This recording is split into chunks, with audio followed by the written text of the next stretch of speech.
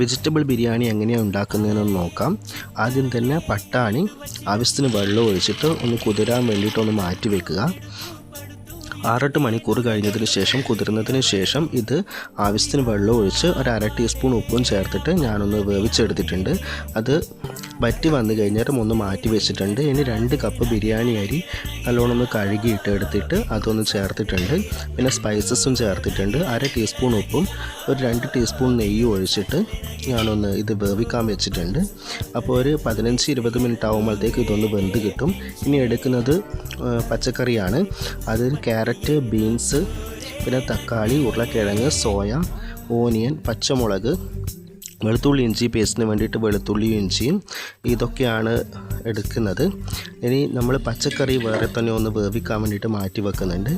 അപ്പോൾ പാത്രത്തിൽ പച്ചക്കറിയൊക്കെ ചേർത്തിട്ട് അതൊരു 2 ടീസ്പൂൺ വെളിച്ചെണ്ണ ഒഴിച്ചിട്ട് അതൊന്ന് വഴറ്റിയെടുക്കുക.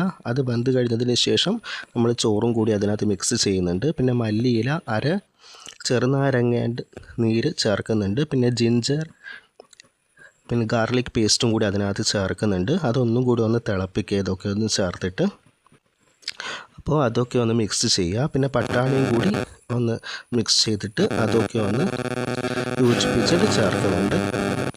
അപ്പോൾ നമ്മുടെ ബിരിയാണി റൈസ് റെഡി ആയിട്ടുണ്ട്. ഇനി നമുക്ക് മസാല ഗ്രേവിയാണ് വേണ്ടത്. അതിന് വേണ്ടിയിട്ട് സോയ, ഓനിയൻ, പിന്നെ കറിവേപ്പില, പച്ചമുളക് ഇതൊക്കെ ഒന്ന് വഴറ്റിയെടുക്കണം. അതിന് വേണ്ടിയിട്ട് 1 ടീസ്പൂൺ ഇറച്ചി മസാല, 1/2 ടീസ്പൂൺ ഗരം മസാല, പിന്നെ 1/2 ടീസ്പൂൺ ഉപ്പ്, ഇനി 1/4 ടീസ്പൂൺ മഞ്ഞൾപ്പൊടി, 1/2 ടീസ്പൂൺ മുളക് പൊടി, പിന്നെ 2 ടീസ്പൂൺ ഓയിലും കൂടെ ചേർക്കുന്നുണ്ട്. പിന്നെ നെയ്യും ഒരു 2 സ്പൂൺ ചേർത്തിട്ടുണ്ടായിരുന്നു. അപ്പോൾ അതും കൂടിയൊന്ന് മിക്സ് ചെയ്തിട്ട് എടുക്കുക. അപ്പോൾ ഒരു 5 മിനിറ്റ് ഇതൊക്കെ ഒന്ന് വഴറ്റിയെടുക്കണം.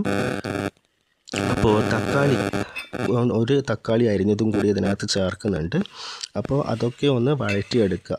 ഇതെല്ലാം കൂടി ഒന്ന് വഴറ്റിയെടുത്ത് ഒരു 10 മിനിറ്റ് ഒന്ന് ഇതൊന്ന് വഴറ്റിയെടുത്തതിന് ശേഷം ഒരു 1/2 കപ്പ് വെള്ളം കൂടി ഒഴിച്ചിട്ട് ഒരു 10 മിനിറ്റ് ഒന്ന് വേവാൻ വേണ്ടിയിട്ട് മാറ്റി വെക്കണം. അപ്പോൾ ഇത് നല്ലോണം ഒന്ന് വഴറ്റി വന്നിട്ടുണ്ട്. ഇപ്പോഴാണ് 1/2 കപ്പ് വെള്ളം ചേർക്കുന്നത്. ഇനി തിളപ്പിക്കാൻ വേണ്ടിയിട്ട് ഇതൊന്ന് മാറ്റി വെക്കുക. ഒരു 10 മിനിറ്റ് ഒന്ന് തിളക്കാൻ വേണ്ടിയിട്ടൊന്ന് മാറ്റി വെച്ചതിന് ശേഷം ഒന്ന് ഡ്രൈ ആവാൻ വേണ്ടി കാത്തു നിൽക്കുക. 10 മിനിറ്റ് ആകുമ്പോഴത്തേക്കും കുറച്ചൊന്ന് ഡ്രൈ ആയിട്ടുണ്ടാവും. അപ്പോൾ ഏകദേശം നമ്മുടെ മസാല ഗ്രേവിയും കൂടെ റെഡി ആയിട്ടുണ്ട്. ഇത് നല്ല ടേസ്റ്റുമാണ്. അപ്പോൾ ബിരിയാണി റൈസും മസാല ഗ്രേവിയുമാണ് ആക്കിയിട്ടുള്ളത്. അപ്പോൾ വീഡിയോ ഇഷ്ടമായെങ്കിൽ ലൈക്ക് ചെയ്യുക, ഷെയർ ചെയ്യുക.